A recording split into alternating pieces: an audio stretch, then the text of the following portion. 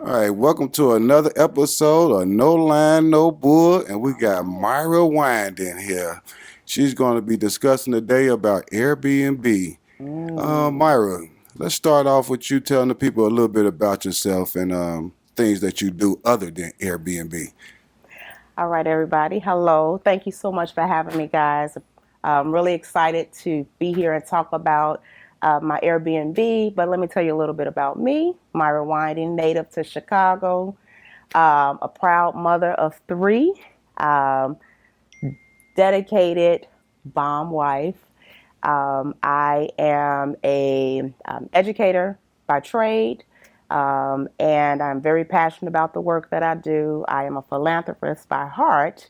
I'm also a community builder, and I'm an entrepreneur, but I kind of ran into that by chance, by taking a property that I already had, and turning it into an Airbnb. And so I'm looking forward to getting into that conversation and sharing that journey with you guys. Okay. Okay, why did Airbnb over traditional rentals and other side hustles with real estate?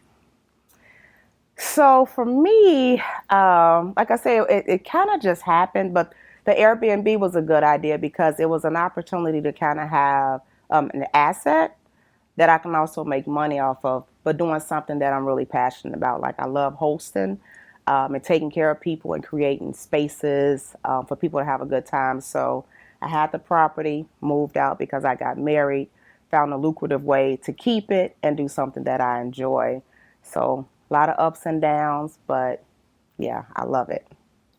Okay, well, while you on the ups and downs of Airbnb, let's talk about that. What's the good and the bad with Airbnb? So a lot of goods with the Airbnb. Number one, the flexibility, right? So it's your property, right? You can utilize it for Airbnb, like for rentals. It's short-term rentals, so you don't really have the headache of being a landlord, because landlords don't really have a lot of rights. In Chicago, tenants have a lot of rights. If that doesn't work out, it's kind of really hard to transition them out of your property, and it could be very costly. Whereas with the Airbnb, it has like multi purposes. You can rent it out. You get to control your calendar. So you have your dates that you rent it out where you're making money, but you also can utilize it for your own personal use. It's a way to curate spaces for people to use and do different events, meet people all over the world. Plus, it was just something I kind of wanted to dibble and dabble in, and because I had the space, I said, why not? Yeah, it makes sense. Because I'm into the real estate, and you're right about them rentals. It'd be hard to get them out of there. They could be in Yes. your property 6, 8 months, and they not paying no rent, Meanwhile, your mortgage still and you due. still taking care of the overhead. Absolutely. Let's talk about some like what's the first thing people must research before trying to start an Airbnb? You think? Mm. So I would say the first thing you want to look into is like whatever city or state you want, looking at the laws, what's allowed, what's not allowed, what fees you have to pay.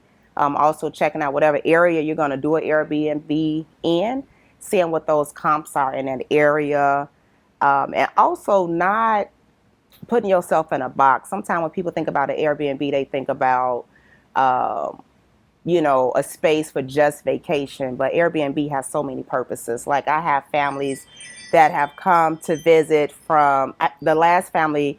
They were from Spain. They came for the Chicago Marathon, and they are repeat visits. They were here last year for the Chicago Marathon from Spain, came back. I have people come for weddings, if they're here for, unfortunately, a funeral or graduation, baby showers. But then you also have families that's coming to vacation. And because I have a four-bedroom, people, money is a thing, right? You want to have a good time. You want a safe space that's clean and welcoming. But sometimes hotels, can eat up the bill. So Airbnbs can be very conducive. Yeah. It also gives you more of a home away from home feeling. Yeah. Let's dive into that home away from home. So my Airbnb is my baby. I titled it Home Away from Home, and that name is exactly what it sounds like. I want my guests to feel like they're at home. Like I don't want, it's a beautiful space when you come in, it's welcoming, but I want you to feel like you're at home. I'm on vacation, but I'm familiar. I know where everything is. I have all my throw blankets. I have all my toiletries and essentials that I need. I got coffee and tea and honey and all the things that you need. Like the idea is for you to really feel like you're at home. So I got board games. I got journals. I got adult coloring books. I got stuff for children. Like it's just a really I'm really intentional about my guests feeling like they're at home, and I've been pretty good at it because when they leave their reviews, one of the things they say is like, this is our home away from home, and we can't wait to come back home. I'm like, okay, I succeeded. So yeah, that title was really special, and when I curated that space, I kept that in mind in every detail from the toiletries to the extra perks to make it special. And so it's something that I kind of hold dear. And the finished basement with the full washroom down there and everything. Yes, you got the wet bar so you can entertain. Yep. It's open in the basement, so that's kind of where everybody hang out. It's you got the big television, but you got this open space where you can play games, make cocktails if you have children. It's a space where they can hang out. So the family can hang out. It's good for a girls' trip. It's good for a guys' trip. It's good for family outings. I've even had couples come for holidays and Valentine's Day and things like that. So it's a real versatile space that you can kind of do anything with. And so, yeah, it is definitely a home away from home. It's a beautiful home. We done stayed there, and it's real nice. Let's talk about some of the biggest mistakes beginners make that cost them money with the Airbnbs. Oh, yeah. I can speak from experience there because what I didn't share is that this is my first Airbnb. So I started it in July of last year. So I just celebrated a year. Woo-hoo. This year in July. And it's been great, but it's definitely had its hiccups. And so some of the mistakes that I made as a beginner is I went into it excited about like this opportunity, and I put the best of everything in there. You want to keep in mind it's still a rental space that various people are going to be coming in and out. And then you do your pricing. I had my pricing too low because I was thinking, this is Chicago, this is the South Side. It's not a lakefront or a beach. And so not considering like all the amenities. So definitely have your ideas, but like learn from some of the experts, read and look at how much they're charging for their spaces, look at those spaces and compare. Some of the other mistakes that I made as a beginner is I didn't know that you have to, when you're applying for that Airbnb license, you have to put on the application, you have to live there. So you can't put, this is a second home, or they will not approve you. So I'm like, I live in two places. I'm glad. So I'm wondering why they wasn't approving me because I was putting my other home address there. And so that put a delay on me for about maybe 3 months to get that rectified. So really kind of taking your time to do your homework prior to starting can save you some money. I'm glad you said that because I did not know that. Yeah, me neither. I see. It took you 90 days to get it together. Yes. With local laws and zoning, how serious is that with the HOA for Airbnb?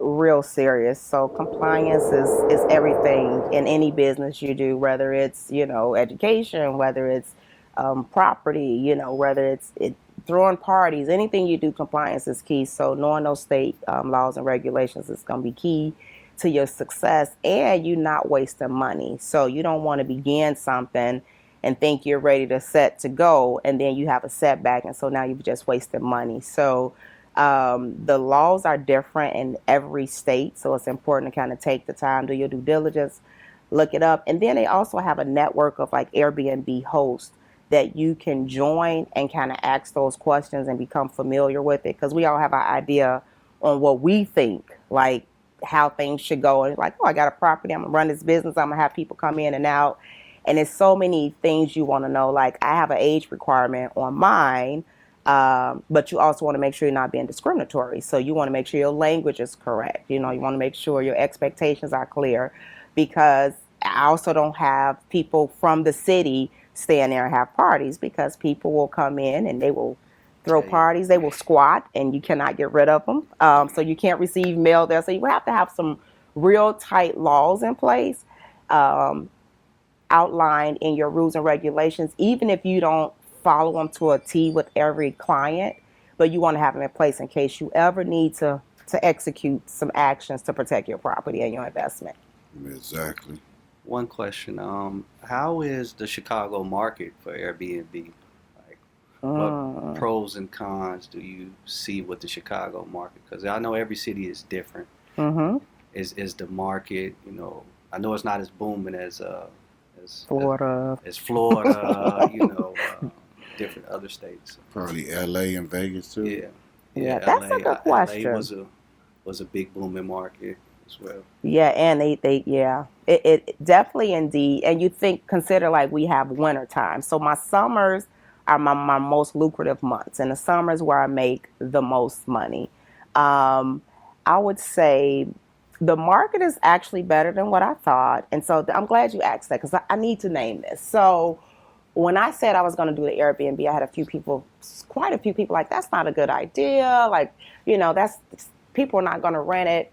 And so, don't count yourself out before trying to do something. I didn't know that this was going to be as successful as it has been. I figured if it didn't work, it's my property. I can just turn it back into a rental, right? But it was actually extremely successful. It stays booked. I have the highest ratings that you can have. I'm in the top 5% of Airbnb owners. My place is most sought after. I have excellent reviews. My location is good. The property is nice. The area is safe. So it really depends on you as a host, because there's a need. There's an audience for everything that you ever think you want to do. There's an audience for it. And so I almost counted myself out, because I was listening to people who had good intentions and just wanted to see me succeed, but they didn't know what they were talking about. People love to cast their fears on you. Yeah, they will. And you'll kind of step back. You'll kind of, set your stuff aside, because you want to, it didn't feel really safe. What was winning where I was winning is because if it didn't work, I could just turn it to a rental. But long story short, I went with it. And so all the things that I thought were cons were not cons, because as long as you show up, you think about your guests and their experience, and you curate that experience, you're responsive. It really does what it needs to do. Most definitely. Let me ask another thing. What does it really cost to run an Airbnb each month? Do them numbers fluctuate differently? They fluctuate, and so you definitely want to have some systems in place, because that makes the difference, right? Understanding that, okay, you have your daily rate, but you still have to consider costs for cleaning, and then finding substantial cleaning crews is hard, right? Because your business is only as good as the people who are working for you, right? I'm like I said, been doing this for a year, so I'm constantly checking behind my people who come out and clean. I pay a company to come out and clean, but I check behind them, because their error is going to fall on me. Exactly. And then I get a bad rating. So the cost can fluctuate, but you want to consider cleaning costs, unexpected variables, right? I had one instance where I had a family come in and stay, and somehow there was some electrical issue where the lights wouldn't come on in the house. And so this family came from 3 different states. It was 6 of them, 6 couples. They flew in. And so that's not their problem. They called me and said, hey, the light's not coming on. I'm like, oh, I'm come over, turn on the fuse.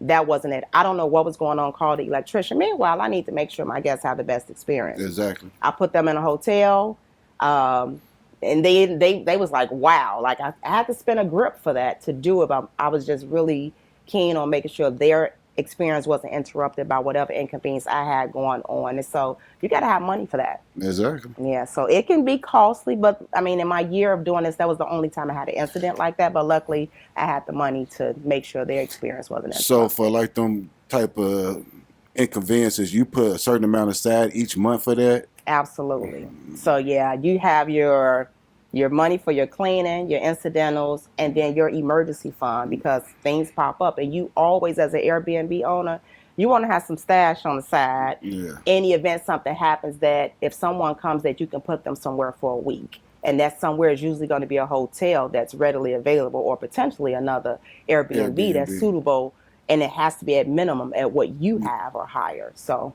and it's last minute, so you got to be prepared. I would say you got to have a week's worth of money to donate to paying for somebody to So- stay just for any emergency. Exactly.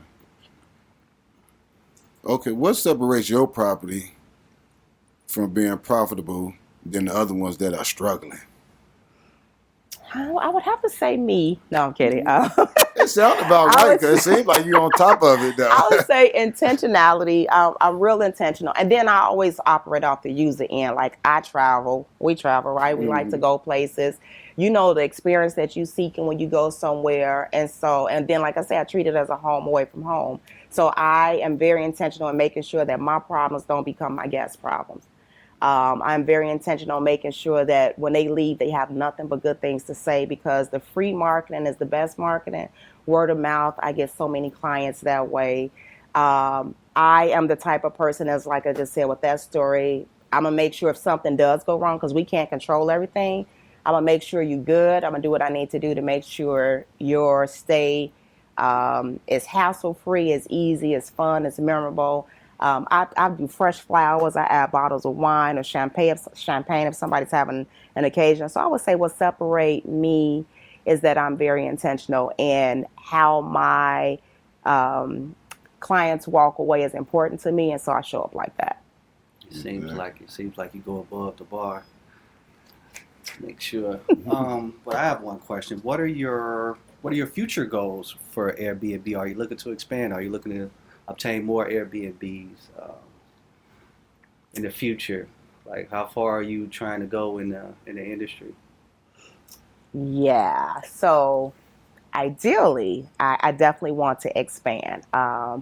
It's lucrative. It's something I enjoy doing. I meet people and I've become family with these people. They like, when you come to Spain, look us up. When you come to Florida, you look us up. So I'm meeting all of these people. So ideally, I want to expand. But in order to be successful, you have to make sure you have capacity.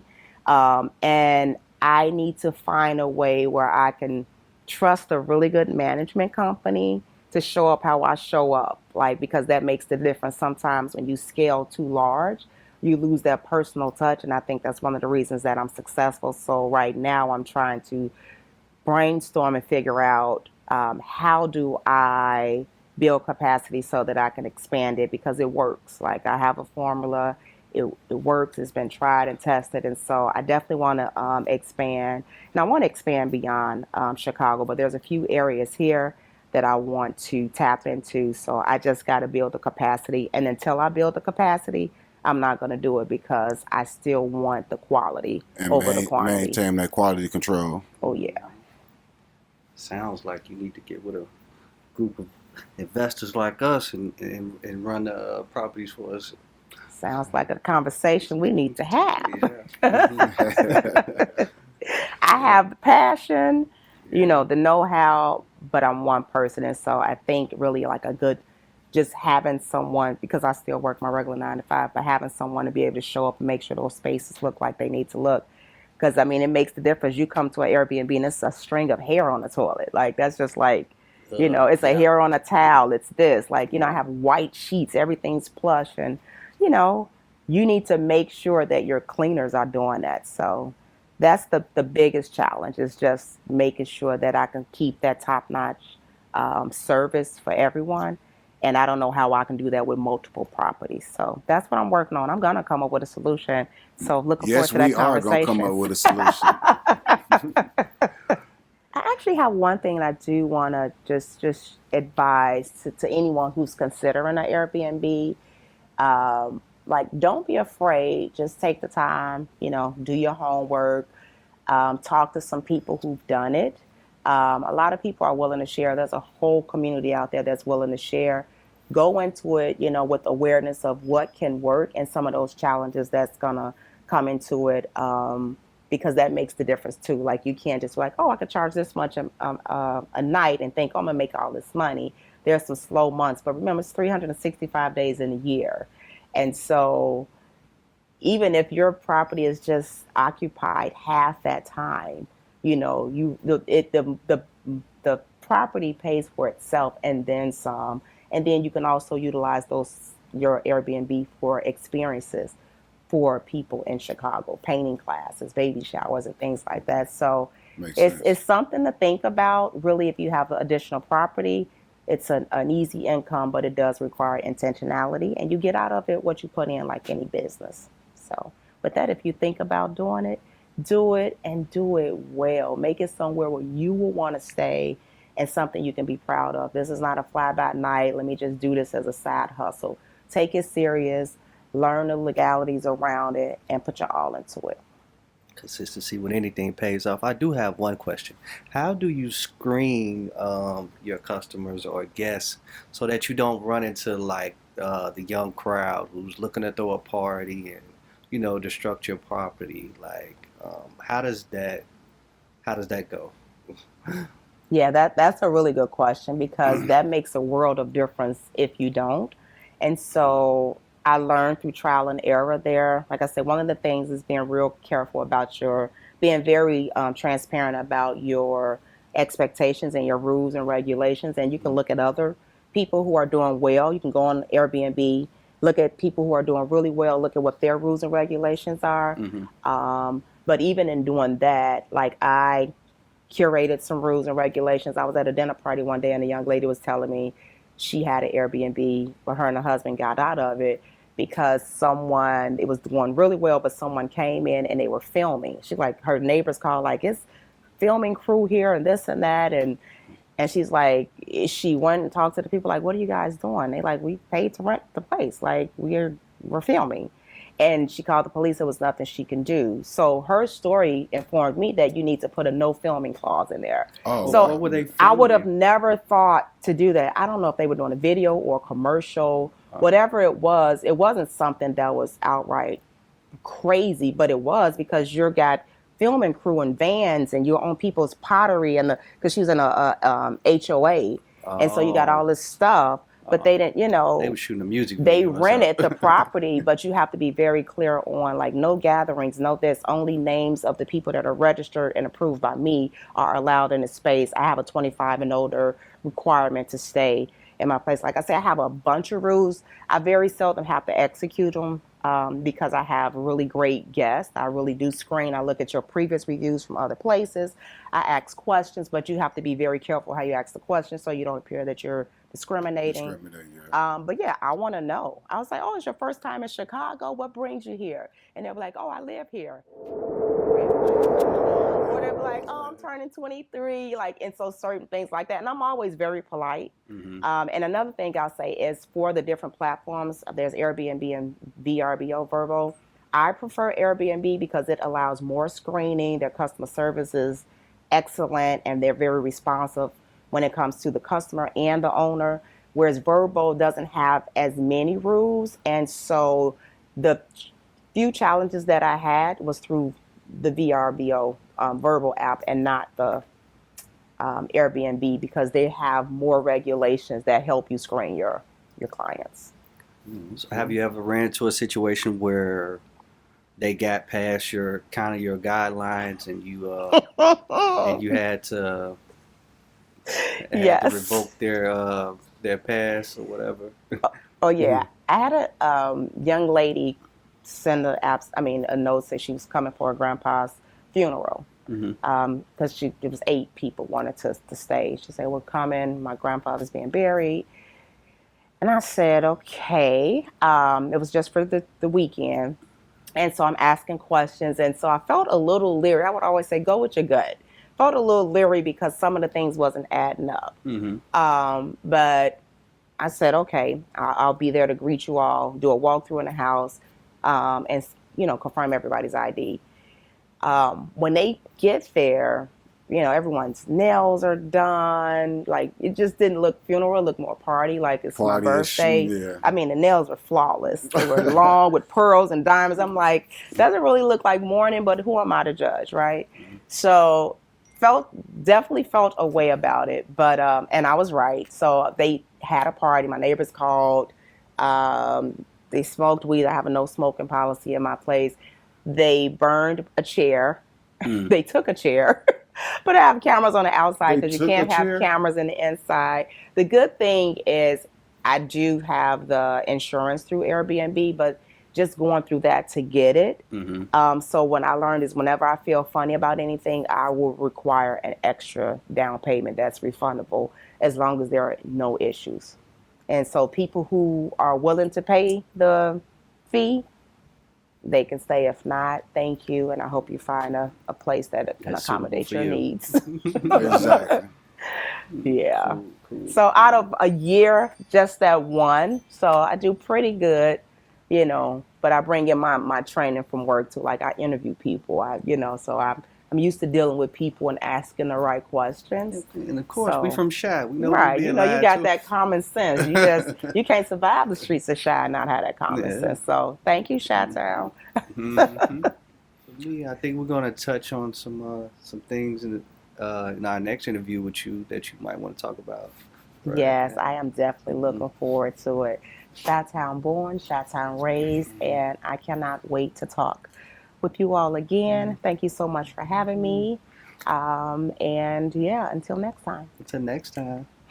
Yes, ma'am. Miss Winding here, telling y'all about Airbnb, and she will be back on another episode to climb in more depth with something real special she want to talk to you people about. Yes, stay tuned. We out.